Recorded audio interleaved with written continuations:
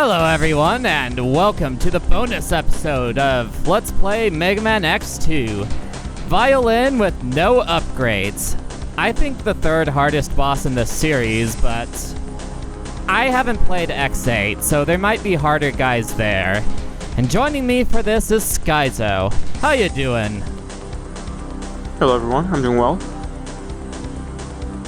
Now, this here is a good pattern.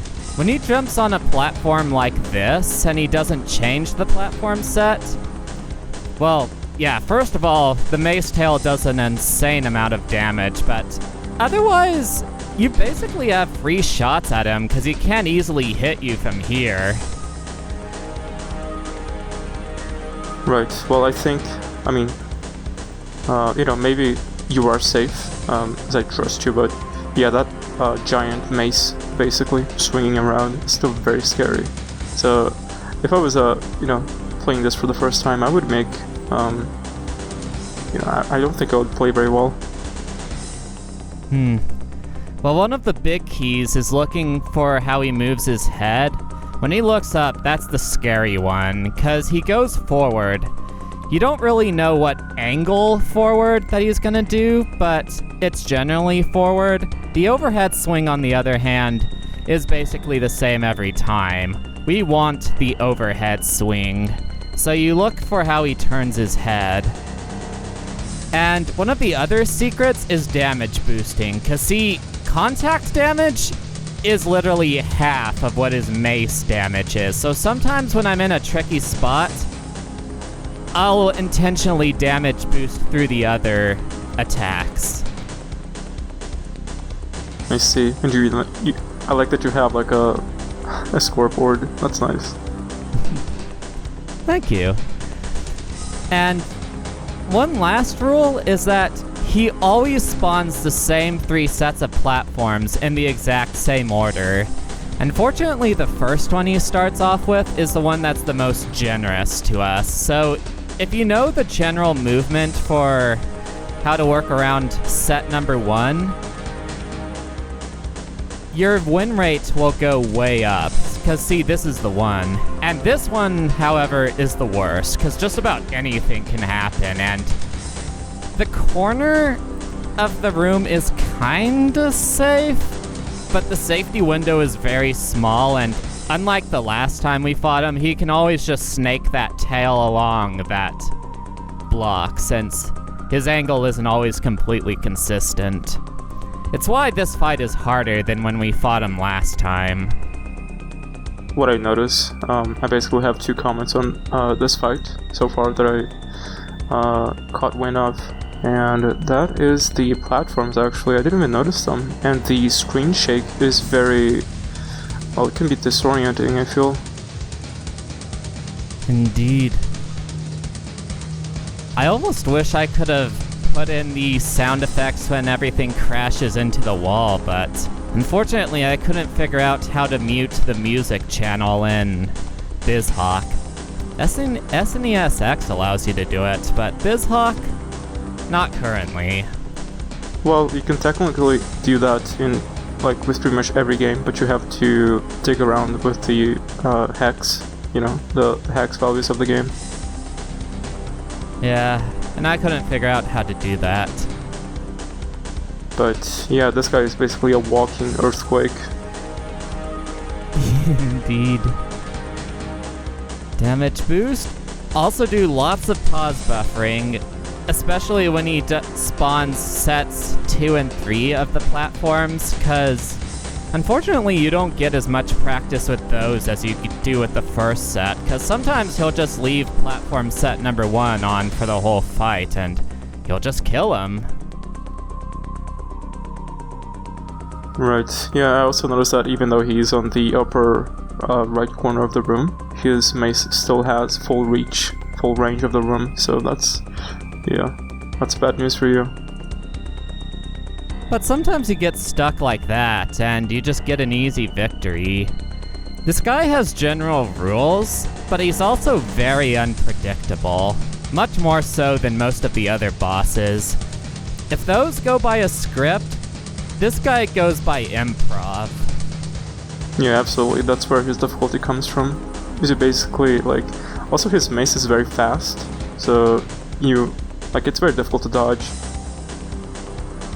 That and the fact that he doesn't take a lot of damage even from his weakness weapon. Where, unlike with Vile, it takes 16 hits to kill him, and it only takes him 3 mace swings to kill you. Only 3 of them, really. Holy crap. Yeah, you start with 16 health without any upgrades, and the mace does 6. Wow, that's crazy.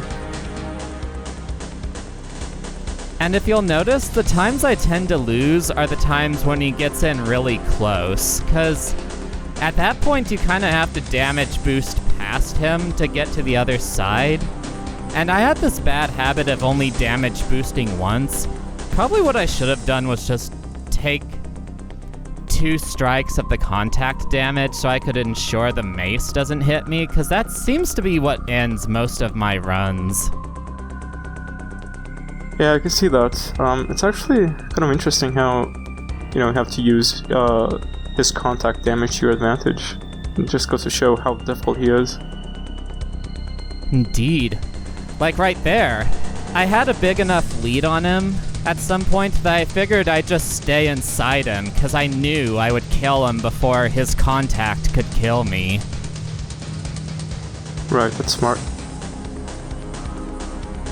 Actually, that's how you can generally make the fight manageable if you have the Arm Buster upgrade. I'll show that version of the fight at the very end to show how much simpler it makes things, but for now, yeah, it's just you walk in here without getting anything and you're in for a wild ride.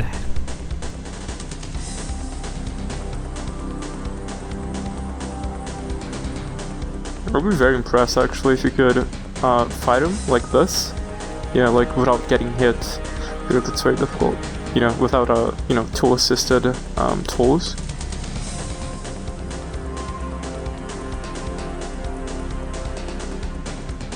So, what it comes down to is, mind your contact damage, look at his head movements, remember how he spawns the platforms, and also pay attention to how I move during the first set of platforms. They're not on right now, but if you can get that general movement down, you'll generally dodge most of his swings. That's probably about when his movement path is the most predictable.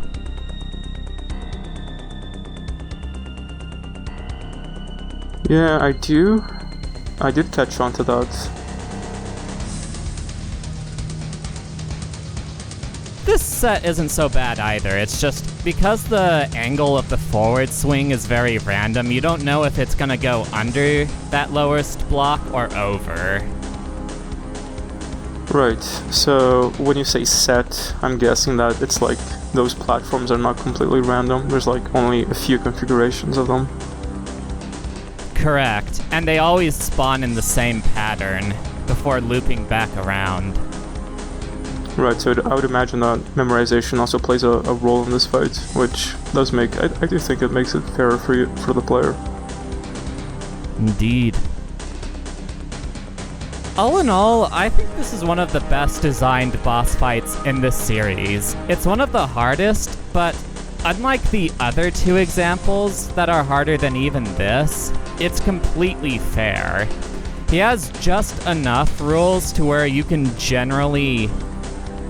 You know what's expected of you. You just have to do it really, really fast. Whereas with the other 2 examples are Infinity Maginian, who also goes by a few set rules. He just takes way too long. I think 5 minutes for a single round if you're doing it perfectly with no upgrades. And then the other one, Nightmare Mother, is just complete nonsense. It is difficult for all the wrong reasons, and I do not look forward to showing that one off. Oh, that sounds exciting though. Getting to see some of this game's jank. Well, fortunately for us, both of those are in X6, so that's a while off. Right.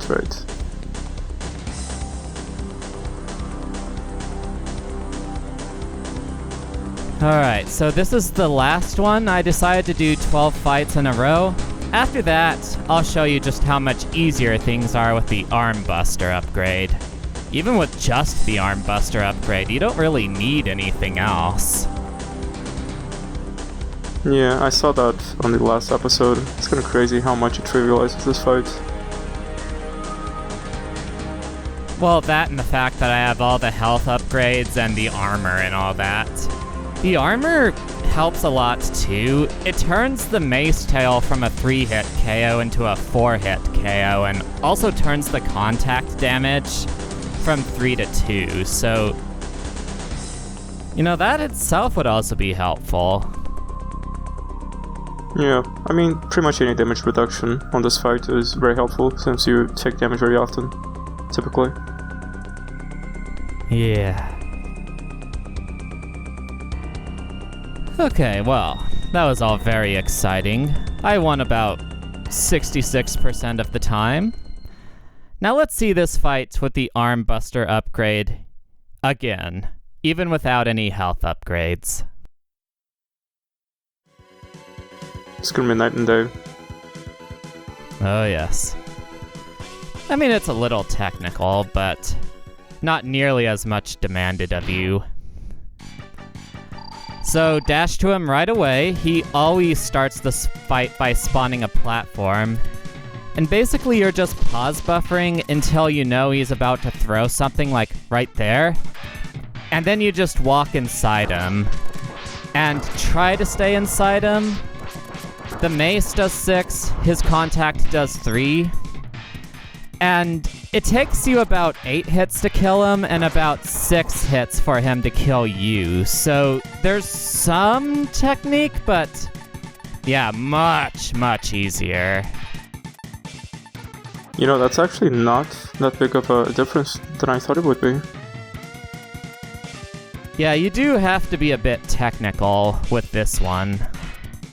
Yeah, I didn't think it would struggle that much. I mean, it didn't really struggle, but yeah, it does take some practice, as you said.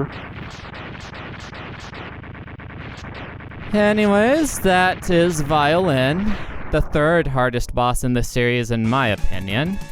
Look forward to seeing you when we take on Sigma. God bless, everyone. I'll catch you all later. Bye.